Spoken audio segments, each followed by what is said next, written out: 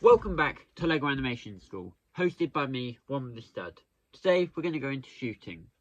Well, LEGO shooting and how to animate it. All you're going to need for this week's episode is a minifigure, some sort of LEGO gun, and a translucent orange or yellow cone. Personally, I'm using yellow, but it doesn't matter which you use. But you have to make sure that the cone can attach to the gun like that. In this week's episode, we're going to go into two different parts. For the first part, all you're going to need is the minifigure and the weapon. And then for the second part, you're going to need all three.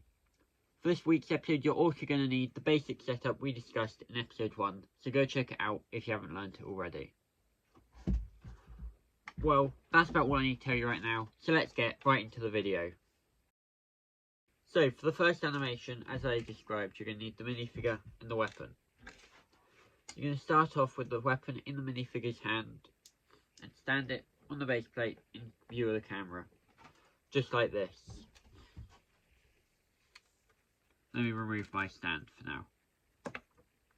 Then, frame by frame, you're going to move the weapon up until it's about parallel with the ground. You can work on the speed and adjust it as you go along. So you're going to raise it to this point, frame by frame, so just easing it up there.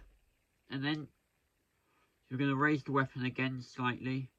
Well, wait at that point for a second, raise the gun slightly, pull the minifigure back so that like that.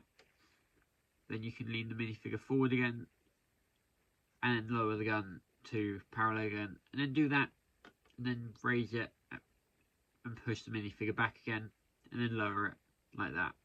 Do that a couple of times, and then you can lower the gun if you want to, or you just leave it at that point. So that will be our basic animation.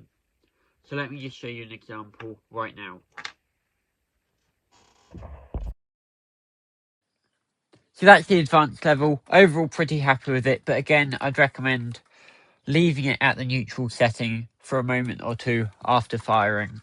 Just, to get that balance. You can also take this even further by adding one of the bar elements. So you add the cone and then you'd add a bar element out the front for a frame or two. But I don't really do that. I primarily do this. But it's something that I might explore future, and it's something you can explore too. So go try it out. Moving on to the second animation, we're going to do a very similar thing to the first one, where we raise the gun.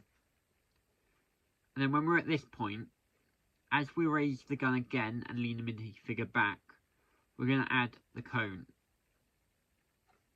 We'll lean the minifigure back for 2 frames, and then we'll remove that again, and then resume back to that central position, and then again, raise the weapon, lift it, like that. This is just to represent the slight flash as the gun fires. So, let me just show you how that looks.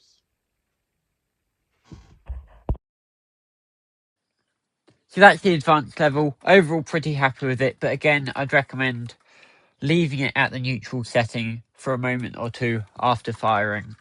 Just, to get that balance. You can also take this even further by adding one of the bar elements. So you add the cone and then you'd add a bar element out the front for a frame or two. But I don't really do that. I primarily do this. But it's something that I might explore future, and it's something you can explore too. So go try it out.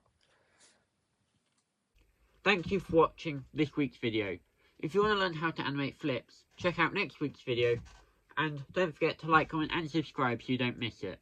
We are on the road to 2K, so all your support helps. That's all for today. This is From the Stud signing out. Bye!